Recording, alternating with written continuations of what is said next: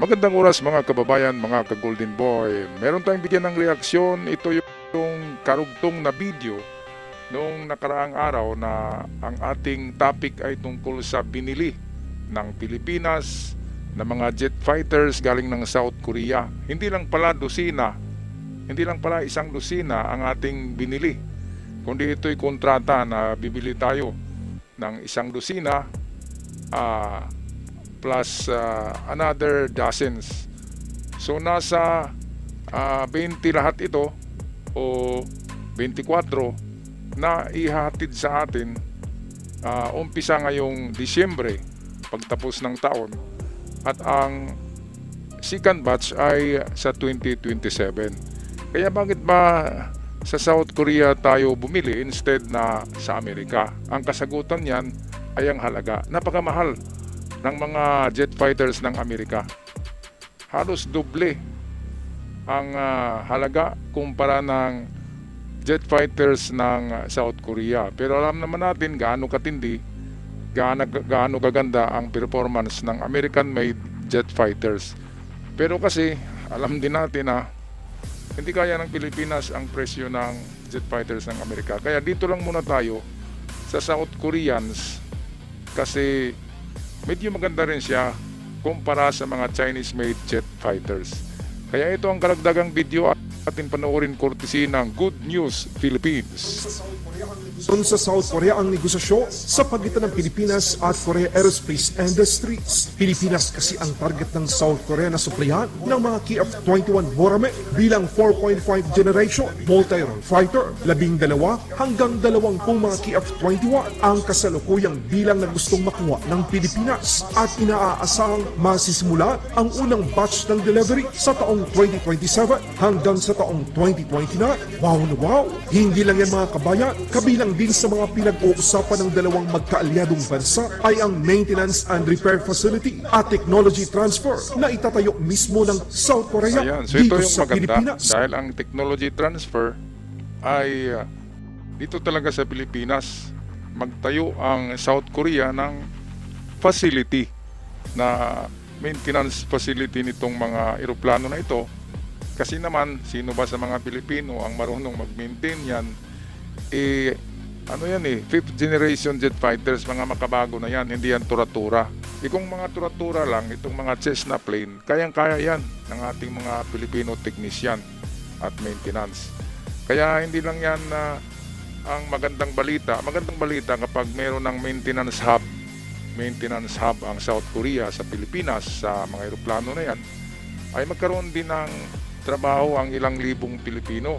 Diba? Kasi kailangan ng manpower dyan At ang maganda diyan, 12 ka-unit ng eroplano na yan ay binayaran na o babayaran o nabayaran na. Hindi natin tiyak yan, pero ang balita nung nakarang buwan ay babayaran. At yun ang unang i-deliver, yung unang nabayaran na batch. By the year 2029 yung pangalawa pala. Yung sinabi na 2027, ano na yun, December na. Kasi December, considered 2027 yan. Yun yung balita natin yung nung nakaraang araw, na by December ay i-deliver na ito. Itong isang dosinang KF-21 Horame ng South Korea. Okay, patuloy tayo sa video ng ating kaibigang Good News Philippines. Interesado din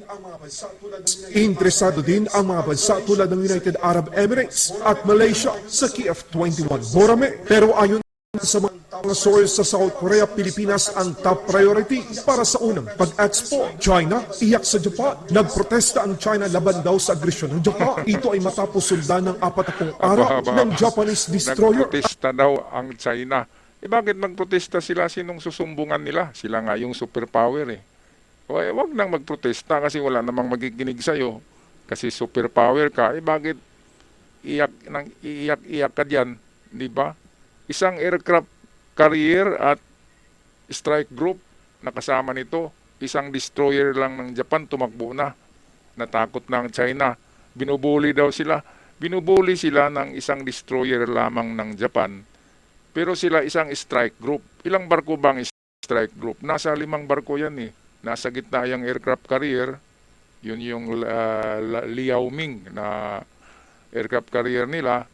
Ang pangit-pangit naman na aircraft carrier noon, parang sandal ang itsura, parang sandal ng bakla. At sa gilid niyan, sa tabi niyan ay merong nakasunod yan na tigdadalawang destroyers at frigates. O pwedeng mga destroyer lahat ang nasa likod ng aircraft carrier. Isang flotilla yan isang strike group. Kontra lamang sa isang destroyer tapos iyak-iyak ngayon, magprotesta. Kanino sila magprotesta? Sila ngayong alangan naman sa Amerika sila magprotesta magkalaban sila saan sila susubong? Sa North Korea. Nakakatawa talaga itong mga insik, no? Takot na takot, isang destroyer lang ng Japan. Balik tayo sa balita. Ang Chinese Carrier Strike Group na nagsagawa ng military exercise sa South China Sea at Philippines. Inamin ng Chinese military Aba, na hinaras sila hinaras ng daw. Japanese destroyer. Ang GS Asahi DD-119 ng Japan Maritime Self-Defense Force nang magsagawa ito ng mahigit 40 araw na deployment sa South China Sea at Philippine Sea. Depensa ng Japan patuloy na imomonitor nito ang katubigan at maging ang airspace sa Rio Ito upang mga protektahan ang kababayan, free at mukhang open hindi na matuloy ang Indo-Pacific. World War III sa Asia Pacific. Mukhang hindi matuloy ang gera ng China kasi nandiyan na ang Japan. Bakit kasi ang tagal-tagal magipag-gera ng China? Ayan tuloy ang Japan. Nag-modernize na ng kanilang armed forces. Yung mga barko na ginamit ngayon ng Japan, mga bago na yan Kaya nga, yung mga lumang destroyers na Abukuma class, 6 yun. Ibibigay na lang yun sa Pilipinas, libre. Libre lang yun. Basta tutulong ang Pilipinas sa Japan kapag magkagera. Kaya tinanggap naman natin yun, 5 yun. Iwan ko lang kung anong nangyari. At eto, bandang dulo ng video ay atin malaman na ang Amerika ay magbibigay pala ng 152 billion pesos. 152 billion pesos, nasa $500 yan. Ibibigay ng Amerika as aid, itulong sa ating armed forces para lalong mapalakas at hindi na tayo mabuli ng China. Kaya nga ngayon ay medyo tumapang yung ating Philippine Navy at Philippine Coast Guard dahil sa mga bagong barko natin. Maliliit pa yun ang mga barko made in South Korea pa rin yun. Pero kapag makomisyon na yung mga Abukuma class destroyers ng Japan, ay talagang matatakot ng China diyan. Hindi na tayo basta mabubuli. Ang tanong, meron ba tayong budget ng krudo diyan? Di ba, malakas kumain ng mga krudo yan Ang sagot, meron. Kapag hindi magnakaw ang ating mga opisyalis diyan sa Senado at Kongreso, kapag matigil yung mga nakawan na yan, ng pera ng bayan, kayang-kaya natin i-maintain yung mga destroyers na yan na napakarami. Tangke de guerra na main battle tanks, malalaki, bibigay din ng Japan, 200 ka unit yun. Pero hindi tinanggap ng Pilipinas dahil mahirap daw i-maintain. Mahirap i-maintain Pero yung pagnanakaw nyo, nami-maintain nyo. Tapos tangke de guerra, hindi nyo ma-maintain. Mga ugak talaga itong ating mga mamabatas, no? Mga kababayan. Bakit kasi nakakalusot pa yung mga magnanakaw? Talaga kung binabantayan yung pera ng bayan dyan sa kung sino yung naghawak dyan, DBM ba yung humahawak? Kung istrikto talaga ang pagpalabas ng pera ng bayan, hindi sana mangyayari yung nakawa na yan. At ang nagnakaw yung mga matataas na opisyalis kaya takot ang DBM Kaya hindi makapalag mga senador at congressman. Kaya sayang yung 200 battle tanks ng Japan. Yun ay mga tangke de guerra na ang iba dyan ay World War II, pero okay na yan kaysa wala, di ba? At ang iba dyan ay yung mga 1950s na, 60s ginawa. Kasi ang tangke de guerra ngayon ng Japan ay katulad na ng sa Amerika. Mga Abram model, American models. Kaya yung kanilang mga luma, yung mga clunky-clunks, yung mga maiingay na tangke de guerra, pero matitibay yun. World War II, alam naman natin kapag metal nagawa sa Japan na matitibay na metal yan. Ang problema, wala nga tayong pambili ng krudo. Dahil yung budget dyan sa, yung annual budget natin, yung GAA, di ba yung GAA, yung annual budget, ay binabawasan yun ng yung tinatawag na emergency fund. At yung emergency fund na yun, yung tinatawag na unprogrammed fund, yun yung kinakawat ninanakaw ng mga magnanakaw. Kaya kung matigil itong pagnanakaw na ito, kaya nating bumili ng mga jet fighters na marami. Kaya natin na i-maintain yan. Kaya natin i-maintain yung gasolina at maintenance niyan. Kung nakaw ng nakaw, wala eh. Mabubulok yung mga bigay na yan ng Japan. Mapunta yan sa yung timbangan ng mga kinakalawang na bakal. Mga kababayan, okay, tapusin na natin itong video. Dati mga kabaya, Amerika lang ang kayang gumawa ng ganitong hakba laban sa China. Dati mga kabaya, Amerika lang ang kayang gumawa ng ganitong hakba laban sa China. Ngayon, maging ang Japan ay ipinapakita nila na kahit saan bang karagata, lalo't hindi ito sakop ng China, handa ang Japanese Okay, Maritime so, ito Self-Defense mga Force kababayan, na ipatupad ang batas malaking utang international. na loob natin sa Japan dahil even yung sa likod natin, yung sa bandang northeast ng karagatan natin, yung Benham Rice na yan. Ang Benham Rice ay napakalaki ng deposito diyan ng minerals at energy. Kaya gustong angkinin din yan ng China, pangalawa sa Baho de Masinloc. Ngayon ang Amerika at Japan, lalo na ang Amerika, ay umi-standby na yung aircraft carrier nila diyan na Ford aircraft carrier ay naka-standby na ngayon sa Benham Rice para hindi na pupugaran ng China. Alam naman natin na style ng China ay paano-ano lang muna, pakumpul-kumpul ng kanilang mga militia vessels, at then maya-maya darating yung Chinese Coast Guard at Chinese Navy. Yun yung style nila eh, tinatakot tayo. Itong Benham Rice na yan ang pag-asa ng Pilipinas in the next future generation. Kasi napakarami ding minerals diyan na na-discover ng China. Napakaraming langis, oil, reserve, energy reserve nandyan din katulad ng sa Baho de Masinloc. Kaya ang Amerika rin ay pinaprotektahan yan. Kasi kapag nakuha yan ng China, makapasok na ang China sa karagatan ng Indo-Pacific. Makapasok na kasi papasok na yan sa Australia eh. Makapasok na sila sa Australia, yung kanilang mga submarino, maka-standby na dyan. Kaya ang Amerika ngayon ay nandyan na. Naka-standby mismo sa dyan sa Benham Rice. Malapit lang yan. Search nyo sa Google, Benham Rice of the Philippines. Malapit lang yan sa ating Luzon. Sa Luzon bandang northeast. At sa baba niyan ay Australia. Kaya hindi pwedeng papasok yan ng Chinese. Ipinasok na nga nila ang Baho de Masinloc. Papasok pa sa Benham Rice. Talagang gera na yan, mga kababayan.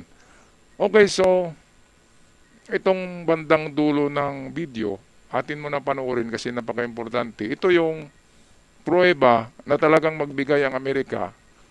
Ang American Senate at Congress ay nag-allocate na ngayon ng budget sa Pilipinas. Talagang bigay lang to ha. Iba yung pinautang nila na $1 billion or 60 million, ano bang equivalent ng $1 billion. Yun yung ipapautang. Pero itong 152 billion pesos or amounting to 300, ano ba to? Ang hirap basta malalaki na eh. Maguluhan tayo eh. Basta all in all, there are 152 billion pesos na ibibigay ng Amerika as ayuda sa ating armed forces. Naku, medyo 10% siguro dyan, mapunta sa mga bulsa eh. Kahit anong bantay mo dyan, kahit anong bantay ng gobyerno sa pera, talagang hindi yan ibibili ng mga officials. Sabihin natin, sana walang magalit ha, pero talagang merong maibulsa dyan. Sa 152 billion na yan, sigurado 2 billion ay maibulsa yan ng mga opisyalis kung saan man ang mga ahensya yan. Tiyak yan mga kababayan. At yung isa, yung pangalawang ibibigay ng Amerika, yun ay loan. Loan yun na dapat bayaran natin. Yung 152 billion, bigay lang yun. Ayuda sa ating armed forces na sana hindi nakawin. Diba? So ito pakinggan natin ang sinasabi ng isang senador sa Senate session ng Amerika Kaya ng People's Liberation Army Navy na manghuli ng ibang mga karating bansa. Gusto rin ipaalam ng Japan military na kaya ng People's Liberation Army Navy na manghuli ng ibang mga karating bansa. Gusto rin ipaalam ng Japan military na kaya rin nilang itong gawin. Sa China, update ng mga kabayan matapos ang ginawang military exercise ng China malapit sa Benham of Philippine Rights. Ayon sa USNI na ang USS George Washington Aircraft Carrier CVN-73 ay nananatili sa ngayon sa karagatan ng Pilipinas malapit sa Benham Rise of Philippine Rights. Naniniguro ang Amerika na hindi magiging ito regular pala yung na ano, pupuntahan George ng Chinese Washington military pala. ang Akala area ko yung lalo't mahalaga Gerald itong Ford. lokasyon George para sa Washington seguridad Aircraft ng Carrier Pilipinas. ang naka-standby ngayon sa Benham Rise. Dahil diyan nga diyan pumasok yung ano yung aircraft carrier ng China na hinabol ng Japan. Doon pumunta yun. Tapos binugaw ng Japan, pinauwi sa China at nag-iyakan yung mga inchik. Yung mga mata nila dumidilat eh. Akala nila na bombahin na sila ng Japan. Isang destroyer lang kontra sa 5. Karipas na ng takbo. Lalo na kapag aircraft carrier din ng Japan ang pupunta dyan, no? Mga kababayan. Talaga naman nakakatawa talaga tong China. Okay, patuloy tayo. Hindi rin maitanggi ng Amerika na mahalaga ang Pilipinas. Simula ngayong taong 2026, makakatanggap ang Ito. Pilipinas ng world. Hindi rin maitanggi ng Amerika na mahalaga Ayun, ang so 500 Pilipinas. million Simula US ngayong dollar taong pala. 2026, makakatanggap ang Pilipinas ng worth 500 million US dollar. Good news mga kabayan, dahil magbibigay pa o katumbas ng 30.5 billion peso na tulong militar mula sa Amerika. Good news mga kabayan, dahil magbibigay pa ng 500 million o 30.5 billion peso ang Amerika sa Pilipinas sa taong 2027, 2028, 2029 at sa taong 2030. Ayun, so Ibig sabihin 152 nito, billion aabot pesos sa lahat. 2.5 Ibibigay billion magsimula US ngayong dollar o katumbas ng 2026 to 152.5 billion peso. 2030 ang sinabi na atake ng China sa sa Amerika. 2020-30, yan yung parang anniversary ng Armed Forces of China at ipakita nila sa buong mundo na totoong superpower sila. Kaya yun ang napakadelikadong taon eh. Ilang taon na lang ba yan? 2026 tayo ngayon. 4 na taon na lang. Giyera na mga kababayan. Kasi magpapasikat na ang China. Pero kapag nabuli ito ng Japan at ng Taiwan, kapag na-equalize yan, na-equalizer sila ng Japan at Taiwan at ng Pilipinas, kasi tumatapang tayo ngayon eh, kasi meron na tayong mga bagong barko, hindi na matuloy ang plano na yan, kasi makikita nila, naku, mukhang malagas tayo nito, hindi natin makanker ang Amerika, Japan, Taiwan at Pilipinas lang, mukhang talo na tayo nito eh. Imagine niyo kapag nagsuporta ang Amerika, example sa Ukraine, sinuportahan ng Amerika, nahirapan ng Rusya. Lalo na Ukraine lang yun. Lalo na sa Pilipinas, ang dami-daming sundalo natin. Marami tayong sundalo kasi marami tayong sa populasyon. At ang Japan, kukunti lang yung sundalo. Kaya nga ang Japan, nag-recruit ngayon ng mga Filipino soldiers. Baka hindi nyo alam na nag-recruit ang Japan. Hanapin nyo lang yung mga website ng Japanese recruitment for army. Meron yan mga kababayan. Nag-recruit ngayon ang Japan ng Filipino soldiers. Palihim lang yan kasi baka iiyak na naman ang China. Baka papalag. Maganda magtrabaho sa Japan. Napakalagi ng sweldo niyan eh. Ang lapad ngayon, magkano ba ang lapad ngayon? Naku, ang laki-laki. Malaki ang value ng pera ng Japan ngayon. Okay, so ito na yung Senado na nagsabi ng allocation, budget ng Pilipinas. Oy, kayong mga opisyal din, baka malaki na yung ngisi nyo ha. Yung ngisi nyo hanggang tinga eh. 152 billion eh. Kahit 2 billion lang yung tanggalin nyo, hindi na yung mahalata. Ibulsa nyo yung 2 billion ha. Hindi na yun mahalata. Kawawa. Kawawa ang ating Pilipinas talaga. Mga kababayan. O ito na. Natulong militar ang ibubuhos ng Estados Unidos sa Pilipinas. Bukod pa dito, meron pang inilaan na 1 billion US dollar. Natulong militar ang ibubuhos ng Estados Unidos sa Pilipinas. Bukod pa dito, meron pang inilaan na 1 billion US dollar o 61 billion peso ang Estados Unidos para pautangin ang Pilipinas para mapalakas pa ang armed forces of the Philippines. Pesos. Yun ang pautang. Pero yung 152 billion, bigay lang talaga yun, mga kababayan. Kaya pwedeng nakawin yun. Huwag kayong magalit ha, totoo naman talaga.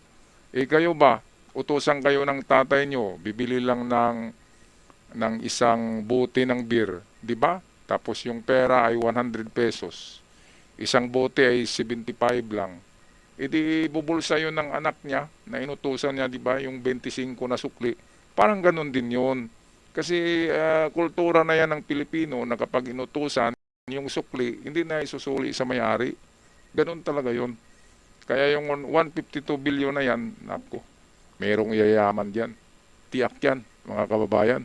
Hindi ito biro mga kabayan dahil ito na marahil ang kauna-unahang pagkakataon na ginawa ito ng Amerika para sa Pilipinas. Patunay ng alyansa ng dalawang Hindi ito biro mga kabayan dahil ito na marahil ang kauna-unahang pagkakataon na ginawa ito ng Amerika para sa Pilipinas. Patunay ng alyansa ng dalawang bansa ay mas pinalakas at mas pinatibay pa sa mga nagtatanong kung nasaan ang patunay. Panoorin Ito, ang pakinggan video. natin, ha? Mismong senador ng Amerika ang nagsabi nito kay US Secretary of State Marco Rubio sa kasagsaga ng hearing sa Senado sa Amerika. Actually implementing a foreign policy that advances America's interests. Thank you. I'd like to start with the Philippines, an area that we know very well. It's a geographic center of the Indo-Pacific region. It's an area that is along critical sea lanes where a tremendous amount of world trade and energy commerce actually move. A strong alliance with the Philippines clearly is in U.S. national security interest. It leads and supports our freedom of navigation. It also helps us deliver regional stability along the South China Sea, a very critical area, particularly in the face of a very aggressive posture that the Chinese have adopted. I want to recognize my colleague Senator Kane, who's worked with me to put in place the Philippines Enhanced Resilience Act. That's $500 million of FMF grants. Halaga $500 million tayo dito, ang sesyon ng Kongreso ay away palagi, away. Hindi natin pinag-usapan ng budget ng gera, away ang pinag-usapan natin. Kasi naghihintay lang tayo sa ayuda ng Amerika at ito na naman ang nanakawin natin, di ba? Baka magalit ang Amerika dyan, hindi bibili ng barko eh. Baka ibibili ng mga mansyon. So ito, klaro, sa bibig nitong si Haggerty, isang senador sa Amerika. It's $1 billion of loan and loan guarantees per year to strengthen the Philippines and the United States alliance to make us more interoperable and more capable. It's $1 billion of loan and loan guarantees per year to strengthen the Philippines and the United States alliance to make us more interoperable and more capable. Mga eksperto sa China nagulat at biglang nasurpresa sa bagong estratehiya ng Pilipinas sa Baho di Masinloc dahil dati mga barko lang ng Philippine Coast Guard ang ipinapadala ng gobyerno upang magpatrol. Pero ngayon, maging ang mga barko ng padigmat ng Philippine Navy ang nakakasalubong na ng mga barko ng People's Liberation Army Navy sa area. Ay ginawa ang dapat gawin. Kasi meron tayong defense treaty with Japan. Baka hindi nyo alam yan. Pinirmahan na yan ng ating Pangulo. Last year, meron na tayong defense treaty with Japan, hindi lang with US. Kaya ang Japan ay kusang pumasok sa WPS eh. Diyan sa may Binham Rice. Diyan pinaghahabol ng Japan yung strike group ng China na Liaoming. Na strike group na yung kanilang aircraft carrier ay nakaganon eh. Parang sapatos ng diwindi yung itsura, di ba? Parang bakya ng isang bakla. Ang pangit-pangit ng itsura na aircraft carrier. Saka manipis siya, hindi siya malapad. Kaya walang panama yan sa Amerika. Ngayon ang Washington Ford, make that ang itong aircraft carrier na Washington ay naka-standby na sa Binham Rice. At hindi na pupugad dyan, hindi na maka-standby dyan yung aircraft carrier ng China. Yan na naman ang kanilang ini-standbyan ngayon eh. Talagang planong kukunin nila lahat ng kalupaan ng Pilipinas kahit sa harap at likod at puwitan. Isa puwitan, Davao na yan, Mindanao na yan eh. Kaya hindi na sila panaagawin ng Mindanao kasi sa kanila na itong Mindanao eh. Kasama yan sa tinatawag na gentleman's agreement ng dating anong tawag na tao doon. Yun ay kasama sa gentleman's agreement. Kaya nga i-separate nila, gusto nilang i-separate ang Mindanao from Visayas and Luzon. Papayag ba kayo dyan? paano na yung yung subsidy ng Mindanao? Di ba? Mabubuhay ba tayo kung Mindanao lang tayo? Kailangan natin ng income ng Visayas, ng Luzon, para itutulong sa budget ng Mindanao. Hindi pwede ang Mindanao lang kasi ang mayayaman na, lalo na sa income tax, ay ang Luzon at Visayas. Nandun yung sobrang daming mga negosyante kaya mayayaman sila. Pero subsidize ang Mindanao niyan. Kung mag-independent ang Mindanao, independent republic, which is hindi mangyari kailanman, yan ay pakanayan ng China na gusto nilang mahiwalay ang Mindanao at magiging probinsya ito ng China. Kaya huwag kayong maniwala ng ganyan na mga retorika nitong mga gunggong na mga tao na ito, kung sino man yan. Alam niyo kung sino yan. Alam ko rin, di ko sasabihin. Gustong ihiwalay ang Mindanao eh. Napaka-turpi. Saan tayo kukuha ng pera kung wala na ang Luzon at lalo na diyan sa Central Visayas, ang Cebu? Napakalaging income niyan eh. Siyempre doon tayo hihingi sa China. Ibig sabihin, probinsya na nga tayo ng China. Kanino bang plano yan? Alam niyo kung sino nagplano yan. Okay, ito panghuli ito na video clip ni Good News Philippines. Isang simbolo na hindi isusunod ng sundalong Pilipino ang ating teritoryo. Philippine Marines at South Korea Marines tulong upang muling maibalik ang islang ginagawa ng kalabang bansa. Okay, so Isang simbolo ito na yung hindi ating bigyan isusunod ng ng reaksyon sundalong ang Pilipino ang pagdating ating ng South teritoryo. Korean Philippine Army. Marines at South Korea South Marines Korean Marines, tulong upang muling maibalik dumating ang pala sa islang Pilipinas inagaw ng kalabang bansa. para sanib puwersa dito sa isang balikatan exercise na naman, which is kasama ang ating Philippine Marines and South Korea Marines, at gagawa sila ng training exercises para sa kunwari pag-agaw nila sa isla diyan sa WPS na na-occupy ng China. Ito'y simulation exercises at atin to bigyan ng reaksyon baka sa susunod na video. Ako'y magpapaalam na mga kababayan, anong masasabi nyo dito sa isang dosinang KF-21 ng South Korea? Hindi lang pala isang dosina, 20 pala lahat. So meron pang natirang 8 na i-deliver by 2029 or 2027. At sa budget na 152 billion 152 billion pesos bigay lang ng Amerika, naku, maraming yayaman dyan. Anong masasabi nyo? Pag-comment na lang sa ating comment section. Ako magpapaalam na. Maraming salamat sa lahat. It's love and peace, not war. Hanggang sa muli.